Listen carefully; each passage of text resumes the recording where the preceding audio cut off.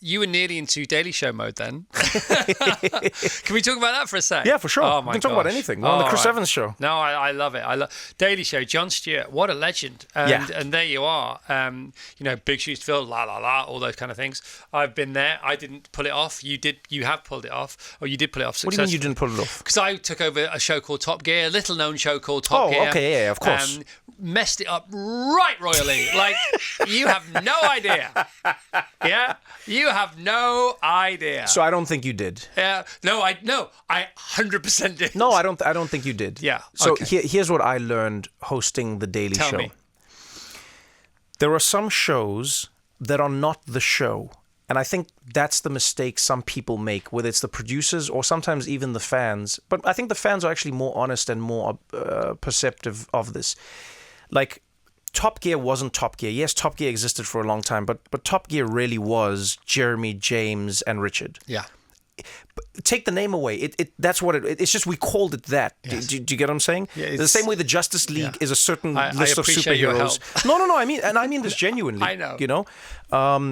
And I think that's what I even realized at The Daily Show. And it was a beautiful thing to realize. Let's frame it because some people won't know what we're talking about. What is The Daily Show? So The Daily Show is, I guess now it would be a satirical news show. But I mean, it's evolved so much over the years.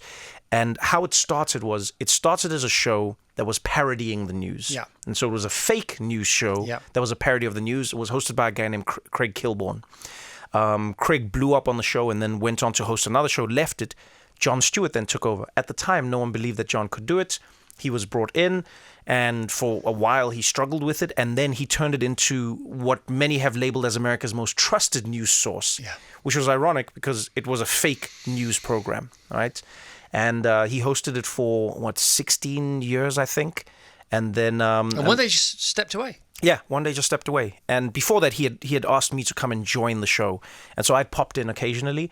And I was, after a long, arduous process of asking many people, I was then asked to host the show. So I hosted it for 7 years. And the thing I realized was the Jon Stewart part of the show was and always will be the Jon Stewart part of the show. Yeah. I worked my ass off to be able to host that part of the show. But like the real Trevor part of the show was like between the scenes, the real, like it's the stuff that you see me doing outside of the parameters of what you consider the normal Daily Show. It's me with my grandmother in Soweto. You know, it's me talking to the audience when we're between the ad breaks. Yeah. It's me doing things that are off the cuff. That's where I started realizing the difference between what people think the show is and what the person is that the show is just sort of like it's like the Caravan in many ways, you know? So I don't think you messed up Top Gear. No, I'm being serious, because I don't think it's possible to mess up Top Gear, because the thing was the combination of those three people, those three friends, and that expression of who they were.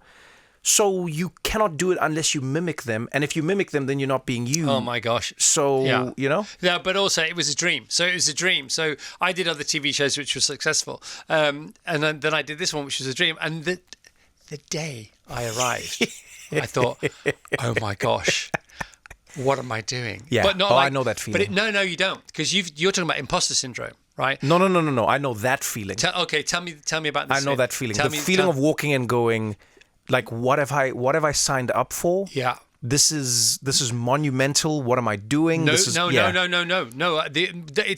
how it began. But then, like a second later, it's like, this is not going to work. This is, win-win situations. Yeah. This is the biggest lose-lose. And I knew on day one, I thought, this is not going to work. And it was just a question of just writing out, thinking, well, I've signed the contract. I'll stay here for as long as I need to and then get out as soon as I can for the sake of everyone and everything. What is it? Was it a car that did this to you? What happened? No. What was the moment? I realised it's like when I went to Italy once, right? So you just realised Italy wasn't going to work. No, we went to Italy to like the mountains. Yeah. Right. I thought, we want to live in Italy, and within a second I realised, no, I don't love Italy. I love Italian restaurants in London. Yes. Yeah. And then and 1 second on the top gear, I thought, no, I just love the show. I don't want to do the show. I see what different. You did. Do you know what I mean? No. I know exactly what you mean. I did that for a while. So I loved playing FIFA, the video game. Yeah. And then I loved it so much that at some point I started competing in tournaments, and then I would play online, and I was ranked, and I'd play against the best players in the world, and I was pretty decent. Yeah. And then at some point, EA Sports contacted me, and they were like, "Hey, do you want to come and do the thing with us?" Do you want to fight Mike Tyson? And they were like, "Do you want to help us with the game?" And they were wonderful, and we did this thing. But then when I was there, I realized I was like, "Oh no, I like playing the game. I don't like making the game." Yeah. And there's a difference in that. It's a fine line, but there's a huge chasm. It's a fine line that leads to a huge chasm. It's massive. Yeah, it's the biggest thing ever. Absolutely massive. Well, congratulations on everything you did late night. I mean, it was unbelievable. Thank you very much. And you hosted the Grammys 4 times as well. Thank you very much. Geez, I mean, and so your personal mission statement. There's another thing I've got written on my garage wall, which is if you're feeling like a hot shot, you need to figure out how to make it up to the rank of servant. Wow. And it seems to me that you are... Say that again, please. If you're feeling like a hot shot... If you're ever feeling like a hot shot or a big shot, you need to take pause and figure out how to make it up to the rank of a servant. Wow. And I feel like you're sort of there. That's your sort of true nature. Speak to that if you don't mind. I would hope it would be something as profound as that, but I think mine is a lot simpler, and I just go, try and leave every space and every moment a little bit better than how you found it. Yeah. Or at least as tidy as you found it. Yeah, just try it. But I mean emotionally. Yeah.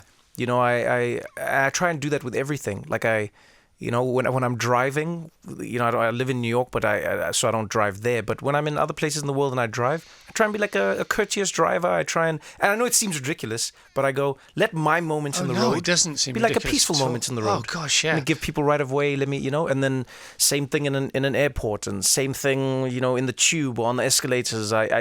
It's just like a small thing, even with people. Like look someone in the eye, greet them, say hi. Just like find your moments. You won't be perfect, but find your moments. And that's all I try and do, really. So even when I enter into a space that I'm working in, comedy is the ultimate expression of that. So when I'm on stage doing comedy, it's a very clear delineation of like, okay, this is the moment, this is where it starts, and this is where it's going to end. Yeah. I will do my best to have everyone leave this room feeling better than when they walked in.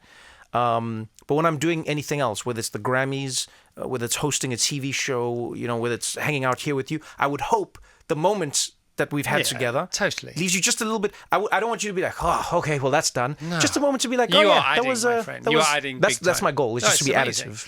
I saw your program.